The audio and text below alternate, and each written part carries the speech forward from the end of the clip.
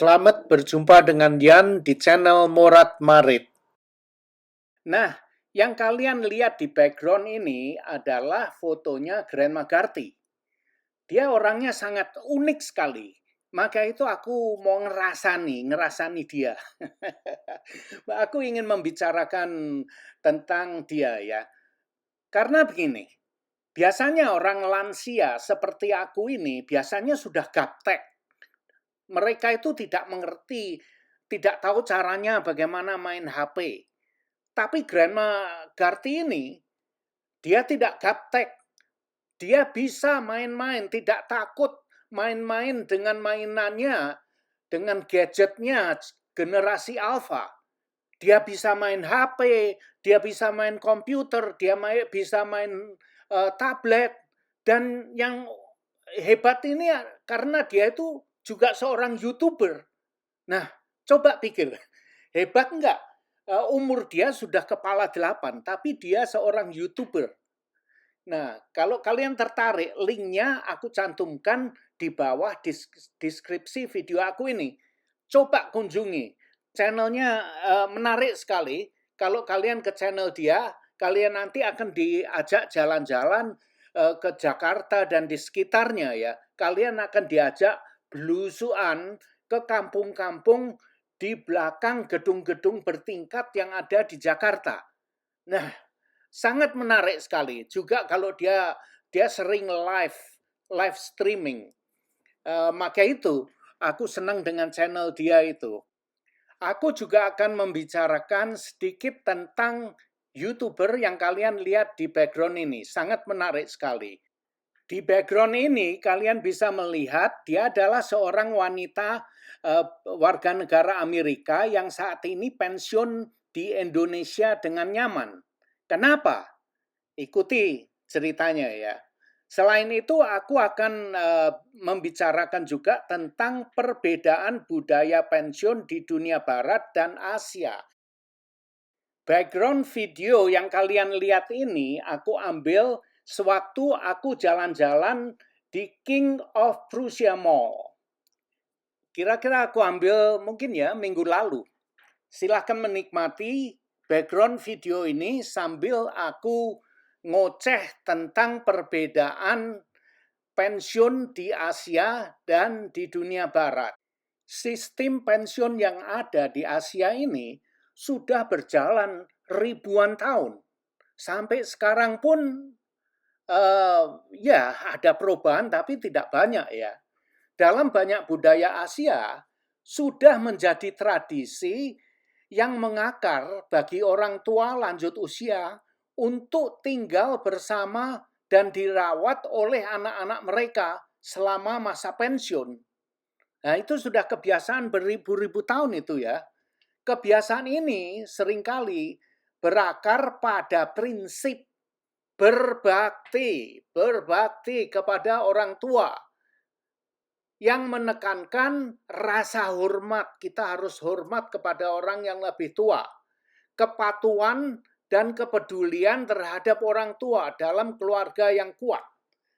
Dan sistem kekeluargaan di Asia itu lebih kuat dibanding dengan sistem kekeluargaan yang ada di dunia barat. Nah, itu nyata sekali ya, perbedaannya ya memang seperti itu. Perbedaan utama antara pola pikir Asia dan Barat sebagian besar berkisar pada konsep individualisme versus kolektivisme. Dalam arti apa ini ya? Dan pemikiran holistik versus analistik. Dengan budaya Barat umumnya menekankan pencapaian individu dan pemikiran analistis atau analitis. Sementara budaya Asia sering memprioritaskan keharmonisan kelompok dan pemahaman holistik terhadap konteksnya ya, seperti itu. Pokoknya kalau di Asia itu mengutamakan apa ya, secara grup gitu, kekeluargaan. ketimbang secara individu. Kalau di Amerika itu biasanya apa ya itu memikirkan antara diri kita sendiri, lebih mengutamakan seperti itu. Kalau di Indonesia atau di Asia itu lebih mengutamakan secara kekeluargaan, satu grup begitu. Mana yang baik, ini nggak ada urusannya dengan baik atau buruknya, salah atau benarnya, nggak ada urusannya itu ya. Tapi kedua-duanya berjalan dengan baik, sudah ribuan tahun seperti itu. Kalau di Amerika itu biasanya pensiun itu sudah diatur, ada sistem yang mengatur tentang pensiun. Jadi semuanya itu uh, sudah diadakan. Pemerintah sudah menyusun satu sistem untuk pensiun dengan membayar pajak, dan uang pajak itu disisihkan untuk masa tua nanti. Jadi setiap warga di Amerika ini kalau sudah berumur 62 atau 65 itu mereka bisa pensiun mendapatkan tunjangan dari negara. Sedangkan di banyak negara Asia tidak mempunyai sistem pensiun seperti itu. Maka itu sudah dari ribuan tahun itu kita menyusun sistem pensiun dengan basis berbakti itu tadi. Ditekankan anak-anak harus berbakti kepada orang tua, dan orang tua menginvest uang untuk kesejahteraan anak. Anak disekolahkan, dimodali agar nanti kehidupan si anak itu bisa lebih makmur dan nyaman, dan pada hari tua itu bisa mempunyai uang atau bisa mampu untuk menunjang pensiun orang tuanya. Nah, itu adalah sistemnya ya. Tapi kenyataan dalam lapangan itu bisa mencela-mencele. Bisa juga anaknya ya, oke mau ngurus orang tuanya, tapi kemudian orang tuanya diterlantarkan, banyak terjadi seperti itu. Maka itu kadang-kadang saya itu kalau bicara mulut saya itu kasar ya. Aku di video aku yang lalu aku bilang orang tua itu kalau pensiun sampai ngemis-ngemis dengan anak cucunya. Nah, gimana ya? Aku ngomong kadang-kadang seperti itu supaya bisa menarik perhatian orang, bisa mendengarkan. Kalau ngomongnya alus-alusan gitu kadang-kadang nggak didengarkan gitu loh. Nah, kadang-kadang orang tua menginvest uang terlalu banyak ke anak-anaknya, dan akhirnya di hari tua tidak ada imbal balik yang seharusnya, di mana si anak itu menterlantarkan orang tuanya. Banyak itu terjadi seperti itu. Bahkan anaknya, banyak cerita-cerita, kalian bisa lihatlah. Mungkin kalian dengar juga ya. Semua harta sudah diserahkan ke anaknya, tapi anaknya nggak mau ngurusin orang tuanya. Malah orang tuanya diusir. Nah itu ora gendeng. Nah kalau sampai begitu gimana itu? Itu terjadi loh. Itu terjadi nyata. Maka itu aku lebih, bagi diri aku ya, aku lebih comfortable, lebih nyaman mempercayai diri aku sendiri, ngumpulkan duit, nabung uang yang cukup untuk hari tua, dan sampai aku mati aku itu mempunyai kontrol 100% terhadap investasi aku ini. Tapi kalau di Asia investasi ini diserahkan 100% ke anaknya. Lah kalau anaknya pikirannya nggak karo-karuan, rusak gitu, akhirnya orang tuanya diusir, kamu mau apa? Nggak bisa apa-apa karena uang sudah dipegang anaknya. Harta sudah dipegang anaknya. Kamu diusir ya bambung tenan gitu loh. Tapi tidak semua anak seperti itu.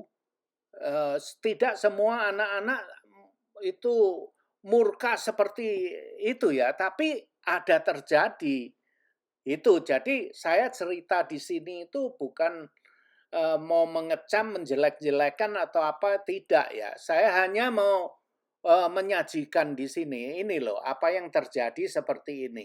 Dan sistem pensiun di Indonesia seperti ini.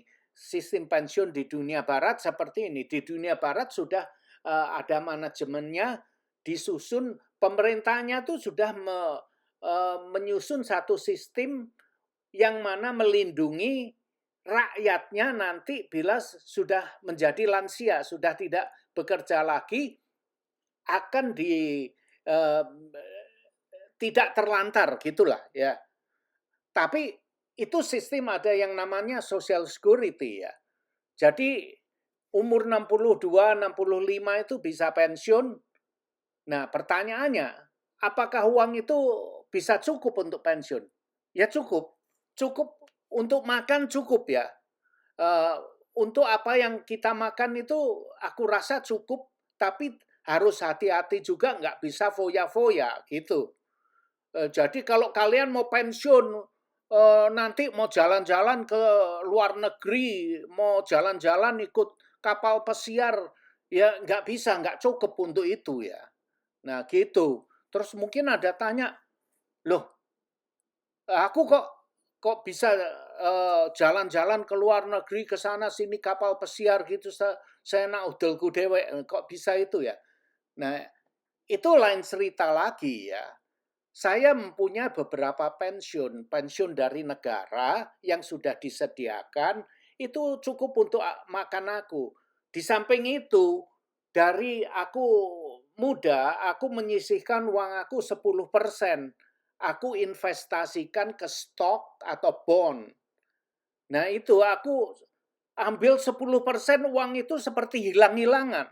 Aku udah nggak mikir, aku ambil 10%, begitu terima gaji itu sudah bersih, sudah diambil 10%.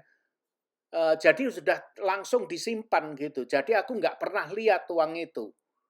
Nah, baru aku sudah pensiun, ternyata uang itu bukan main loh. Bisa aku nikmati untuk jalan-jalan. Jadi bisa pas mau eh, ingin berlibur kapal pesiar, ada bisa. Ada uangnya yang pas gitu. Mau berlibur ke luar negeri, ya, uangnya ada uang pas untuk jalan-jalan. Nah gitu. Di samping itu lagi aku mempunyai pensiun dari perusahaan di mana aku kerja. Jadi ada 3 pensiun aku ini. Maka itu aku bisa jalan-jalan ke sana sini. Nah, seperti yang aku ceritakan tadi, si wanita Amerika yang itu dia pensiun di Indonesia dengan nyaman. Nah, itu dia bisa pensiun di Indonesia dengan nyaman. Itu betul ya itu.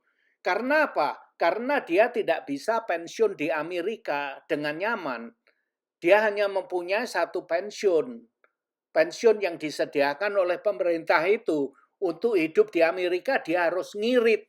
Harus jaga benar-benar. Kalau enggak, bambung-bambung temenan gitu. Tapi dengan uang pensiun yang pas-pasan, yang untuk hidup di Amerika pas-pasan itu, dia bisa hidup di Indonesia dengan nyaman. Karena apa? Karena taraf hidup di Indonesia lebih rendah dibanding dengan taraf hidup di Amerika. Nah itu, maka itu dia pindah ke Indonesia, pensiun ke Indonesia, dan dia bisa hidup dengan nyaman, bisa hidup dengan berkelebihan. Kalau dia kembali hidup di Amerika, nggak cukup. Ya cukup bisa untuk makan, tapi nggak bisa foya-foya mempertahankan status dia seperti itu. Nah, saya sendiri, saya bukan pamer atau sombong ya di sini. Saya kalau hidup di Indonesia seperti sultan, itu.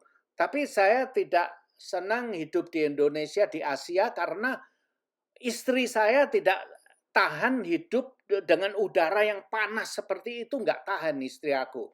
Kalau kepanasan marah-marah dia, nggak seneng. Dan lagi juga kesehatan apa itu ya, dokter rumah sakit di sini, rumah sakit bagus, dokter ada, rumah sakitnya dekat di mana aku tinggal. Jadi kalau ya orang lansia itu kan sakit-sakitan kadang perlu ke dokter. Nah itu dia, itu perlu dipikirkan.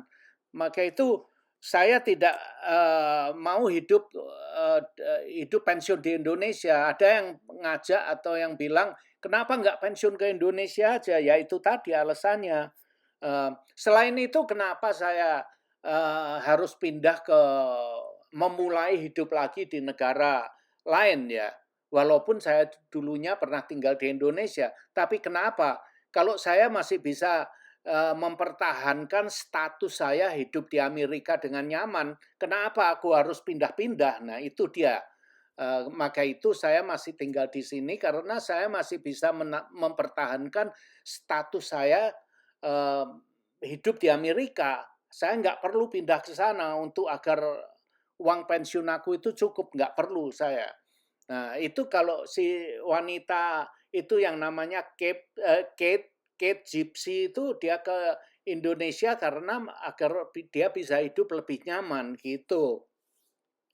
Nah, ada satu lagi yang kalian lihat di layar ini ya. Ini laki-laki ini sangat menarik sekali. Dia eh, dulu hidup nyaman di Amerika juga. Dia mempunyai bisnis di Amerika, bisnis yang lumayan sukses. Kemudian bangkrut, dia harus start dari nol lagi. Terus kemudian eh, dia kerengkalan, sempat hidup dia itu hidup di tidur di mobil dia, sempat sempat tunawisma, hidup nggak punya rumah, dia tidur di mobil dia, pernah seperti itu. Dia mulai dari nol, terus mulai lagi. Akhirnya dia bekerja dengan non-profit organization yang bekerja di Nepal. Dia volunteer, dia kerja sukarela di sana gitu. Akhirnya dia mulai kerja di sana, terus kemudian pindah di negara Asia yang lain. Karena dia juga mempunyai background bisnis juga ya. Maka itu dia bisa mencoba ini, mencoba itu, mulai dari nol, akhirnya sekarang dia bisa hidup nyaman, miliuner juga itu dia itu. Uh, jadi coba lihat kalian lihat videonya, linknya ada di deskripsi video aku ini. Juga linknya dari itu Kate Gypsy itu ada di deskripsi video aku ini. Coba kalian lihat, sangat menarik sekali. Nah, kira-kira itu aja ya. Apa yang ocehan aku nggak mau terlalu panjang ngomong ini ngomong itu. Kalian sudah garis besarnya aja saya ceritakan seperti itu ya. Perbedaan antara pensiun di Asia, antara Asia dengan dunia Barat ya seperti itu. Dunia Barat negaranya sudah mempunyai sistem untuk pensiun semua warga negaranya gitu. Di Asia, negara Asia kebanyakan tidak mempunyai sistem pensiun dari pemerintah. Ada sih ada, tapi itu hanya terbatas untuk eh, pegawai negerinya ya mungkin ya. Mungkin ada kalau orang Indonesia bekerja di perusahaan yang beken mungkin mempunyai pensiun juga ya, tapi hanya sedikit aja yang seperti itu. Di Asia pun, di China, di Jepang ada. Aku rasa di Jepang ada pensiun, di Taiwan, di Korea ada juga ya, tapi seperti apa saya tidak tahu. Di China itu mungkin hanya untuk pegawai negerinya aja, atau mungkin perusahaan yang beken, perusahaan besar ada juga sistem pensiun ya. Tapi kalau macam di Vietnam, Filipina, Malaysia, saya rasa hanya pegawai negeri aja yang mempunyai sistem pensiun. Tapi sisanya ya pensiun, di pensiun anaknya gitu. Dan sistem yang ada itu ya juga juga baik ya karena sudah berjalan ribuan tahun. Tapi kadang-kadang juga ada yang apes, yang sampai ada persoalan uangnya dihabiskan anaknya atau orang tuanya diusir dengan anaknya atau dengan mertuanya. Nah, itu menurut aku apes ya. Tapi kebanyakan ya anak-anak yang ada di Indonesia, yang ada di Asia itu masih eh, mau mengurusi memberi pensiun orang tuanya gitu ya. Tapi menurut aku, aku nggak bisa membayangkan ya hidup seperti itu. Coba lihat aja seperti ini ya. Banyak orang Indonesia yang bekerja di Malaysia, di Singapura, Taiwan, Hong Kong, di Korea, di Jepang, kan banyak kerja di China juga kan, karena ekonomi di negara-negara itu lebih stabil. Jadi gajinya bisa lebih besar 2-3 kali lipat daripada mereka bekerja di negara sendiri ya, di Indonesia ya. Tapi yang saya kasihannya tuh begini. Mereka bekerja bisa mempunyai gaji yang cukup ya. Tapi gaji itu bukan untuk dia sendiri. Gaji itu dia bagi-bagi. Dia masih harus setiap bulannya menghidupi orang tua, menghidupi kakak, adik, nyekolahkan anak, nyekolahkan adik. Jadi yang nikmati gaji dia mempunyai gaji lebih, tapi dihabiskan dengan itu keluarganya, kakak, adik, kemenaan, mungkin orang tuanya. Jadi dia sendiri kelihatannya nggak bisa menikmati kelebihan gaji yang dia bikin di negara orang itu. Kelihatannya hidup seperti itu gimana ya? Aku lihat mereka itu cuti ya pulang balik hanya ke Indonesia aja. Sampai di Indonesia tambah mumet lagi. Mumetnya apa? Begitu di Indonesia semua saudara-saudara ngumpul. Kan seharusnya kalau dia cuti ke Indonesia itu kan untuk rileks, bersenang-senang. Tapi pulang ke Indonesia tambah mumet. Mumetnya disambati terus. Kemenaan, adik, kakak, orang tua, semua pada mengeluh. Oh, aku butuh ini, butuh itu. Ini sang sakit, itu yang ini, ingin bangun rumah. Udah. Kalau nggak begitu pun, misalkan mereka diajak berlibur ke Bali gitu. Wah, norokin semua keluarga besar ikut ke sana. Membiayai keluarga segitu banyak. Jadi habisnya banyak juga sampai uangnya habis, balik lagi kerja. Saya melihat seperti itu ya. Kadang-kadang saya tidak mengerti cara hidup seperti itu karena saya tidak pernah ya. Juga saya lihat anak-anak kapal yang kerja di kapal pesiar, dia pulang berfoya-foya. Duitnya dihabis-habiskan, dihambur-hamburkan, akhirnya sudah duitnya habis, balik lagi nguli di kapal. Jadi gali lubang, tutup lubang, seperti itulah. Banyak sekali kehidupan seperti itu. Banyak orang yang pintar, banyak orang yang bodoh. Itu. Maka itu aku tayangkan apa? Stupid people itu berada di antara kita. Banyak hidup di antara kita. Nah, ngobrol-ngobrol kok sudah seperti ini ya. Mungkin nggak tahu obrolan aku ini mungkin tidak menarik bagi banyak orang ya. Tapi nggak apa-apa. Saya hanya ingin ngobrol-ngobrol di sini untuk ngisi waktu aja daripada keluyuran, untuk mengisi waktu aku. Aku nggak ada kerjaan di sini ya. Tapi kadang-kadang akhir ini aku gimana, males gitu. Kebanyakan silaturahmi akhirnya bikin stres aku sampai aku jarang bikin video panjang. Ini sudah seminggu baru bikin. Oke, sampai di sini dulu. Terima kasih, semoga menghibur ya. Semoga menghibur. Terima kasih, goodbye, ciao. Terima kasih sudah nonton video ini dan jangan lupa like, comment, share, dan subscribe. Adios, my friend.